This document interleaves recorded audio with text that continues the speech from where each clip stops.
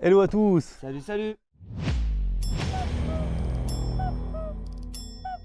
Pour soutenir la chaîne, pensez à vous abonner, liker et commenter. Merci. En espérant que tout aille bien pour vous, nous, on va vous représenter encore une nouvelle montre. C'est ça, une nouvelle petite Aviate. Pour la marque Aviate, on vous a déjà présenté une montre de cette marque-là. Si vous voulez en savoir un petit peu plus sur Aviate, n'hésitez pas à aller voir notre première vidéo sur la montre qu'on vous a présentée de cette marque. Et donc voilà, donc on a cette petite montre, de nouveau la même boîte, c'est Voilà. le même prototype. Là j'ai l'impression qu'elle est déjà un petit peu mieux finie que l'autre, par hasard. Ouais, légèrement mieux fini. Bon, alors voilà, on a toujours le même aspect, effectivement, tissu un peu militaire, vert kaki.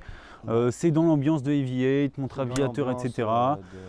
Donc effectivement, c'est la même boîte que l'autre pour le coup. Je pense à mon avis que pour les autres modèles, ils doivent quand même un peu changer. Mais là, pour le coup, pour deux modèles différents, en tout cas, c'est la même boîte Voilà, déjà d'entrée de jeu. Et donc le budget de cette montre que tu avais payé? Alors celle-ci, elle tourne aux alentours des 300 €.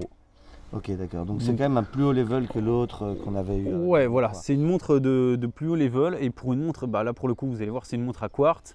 Bon, dommage, 300 € pour une montre à quartz, bah, ça commence à faire un bon petit budget déjà, Ouais, quand même. c'est ça, Ouais. 300 € quartz, il y a déjà des automatiques à ce Ouais, prix-là, ouais, vraiment, donc on s'est dit bon voilà. Montre quartz, on le rappelle vite fait quand même, Aviate, donc marque anglaise, mais par contre fabrication chinoise totalement. Voilà, c'est ça. Excepté pour les mouvements qui restent des mouvements japonais. Donc comme on vous l'a dit la dernière fois, Aviate ne communique pas beaucoup sur leurs mouvements.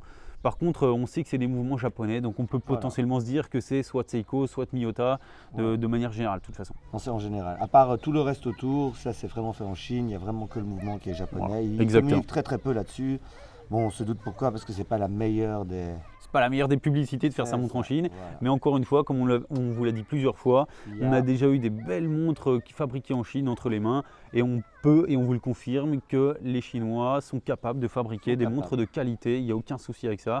Donc nous en tout cas, on n'a pas de souci avec ça. Bon alors, tu vas nous ouvrir pour nous montrer ce qu'il y a dedans? Allez, voilà, donc toujours la petite pression ici, hop, qui rappelle un peu l'armée, encore une fois, un peu cuivré comme ça, hop.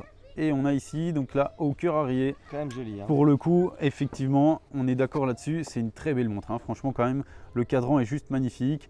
Le bracelet en cuir est très très beau. Il va très très bien avec ce boîtier noir brillant. Et les petits boutons qui sont un peu rose gold comme ça, qui vont avec les couleurs du cadran. Vraiment, tout va bien ensemble. C'est vraiment une belle montre. Qu'est-ce que tu en penses? Alors déjà, l'ancienne, la précédente était déjà très jolie. Mais celle-là me plaît encore plus. Quand j'allume le chronomètre, il y a toute une dizaine de secondes qui se met à... c'est même des centièmes de seconde, non? Centième peut-être même. Franchement, ouais, c'est vraiment super joli. Le chronomètre est vraiment très joli. Alors, contrairement à d'autres chronomètres, il remonte lentement. Celui-ci, par rapport à d'autres qu'on a vus. Mais effectivement, c'est une très très belle montre. Alors, la taille du boîtier, tu peux me le rappeler? Alors, c'est une 44 mm, donc ça commence à être imposant. Ça commence à être imposant. L'épaisseur est quand même au moins du 12. Ouais. Donc, facile. ils n'ont pas voulu communiquer non plus là-dessus. On a fait quelques recherches très difficiles à trouver. Alors, quand on regarde un petit peu le mouvement à l'intérieur, on le voit un petit peu. C'est joli. C'est rare de voir en fait l'intérieur d'un mouvement quartz comme ça. C'est ça exactement. Et quand on lance le chronomètre, ben, on fait attention, mais ben, rien ne bouge en fait dedans. En fait, on voit bouger à l'intérieur quand tu changes la date. Vas-y, fais le test là, tu verras. Quand tu changes la date, tu vois en fait la roue qui tourne derrière là. Là voilà, donc en fait on voit cette roue derrière. Il y a deux roues et puis après le 20 apparaît, hop. C'est stylé. Donc en fait il y a deux roues pour la date. Il y a une roue pour faire le chiffre 0, 1 et 2, c'est bien ça. Et un autre qui fait jusqu'à 9. C'est vraiment stylé, franchement. On vous fera des gros plans de ça. Ce qui est sympa joli. aussi sur le cadran, c'est la petite seconde. Moi, c'est un truc que j'aime bien. On commence à le savoir maintenant. Et la petite seconde, bah là, pour le coup, elle est vraiment toute petite. Le travail est quand même incroyable au niveau des petites finitions dedans. On ne sait pas si ça tient très très très bien. Mais honnêtement, alors pour le coup, là c'est la montre que j'ai acheté moi. C'est ma montre perso. Ça fait quand même quelques années que je l'ai. Elle bouge pas, honnêtement. À l'arrière, très joli fond de boîte. On a un joli fond de boîte. Je dirais qu'il y a plein de petites rainures, mais au final qui prennent un peu la crasse. Ouais, ça prend un peu. On va la nettoyer un peu avant de faire les gros plans d'ailleurs. C'est ça. Hawker Harrier 2, ça c'est le modèle. Voilà, encore en lien avec un modèle d'avion. Donc elle est water résistant à 5 ATM, donc 50 mètres, comme on le dit. Très jolie petite montre. Malheureusement pour moi elle est à quartz, mais sinon elle est très jolie.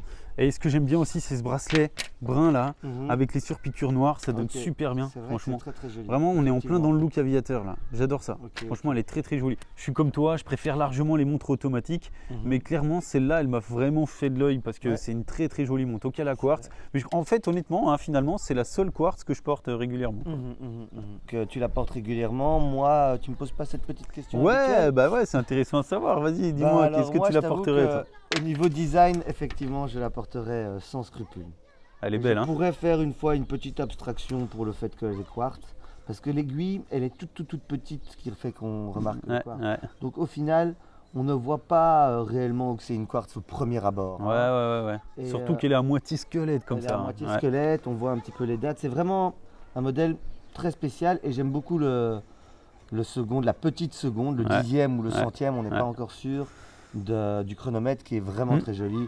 Bon, moi j'utilise tous les matins mon chronomètre quand je me brosse les dents, quand je vais aux toilettes, quand je prends ma douche, quand je descends les escaliers, quand je prends la voiture. Voilà. Mais bon, donc ce chronomètre est quand même très joli. C'est ça que je voulais dire. Franchement, il est stylé quand même. La marque Aviate, voilà, maintenant on commence à connaître. Ça, c'est vraiment un très joli modèle. Et tu vois, moi je serais intéressé de voir une montre automatique de la marque Aviate.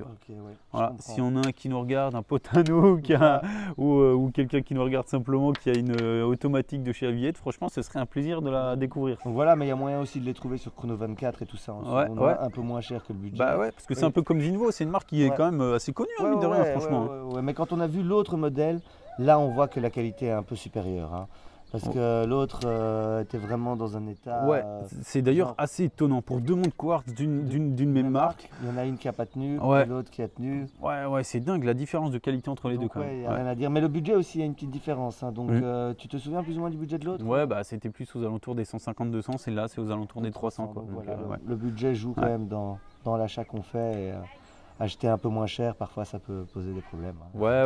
Bah, là, mettre 300 balles quand même dans une quartz, bon là, tu t'attends quand même, mine de rien, franchement, à avoir un truc qualitatif. Et là, pour le coup, c'est au rendez-vous, donc nickel quoi. Donc voilà, on vous a présenté la Aviate au cœur Harrier 2. Ça a été un plaisir, c'est une montre qu'on affectionne quand même.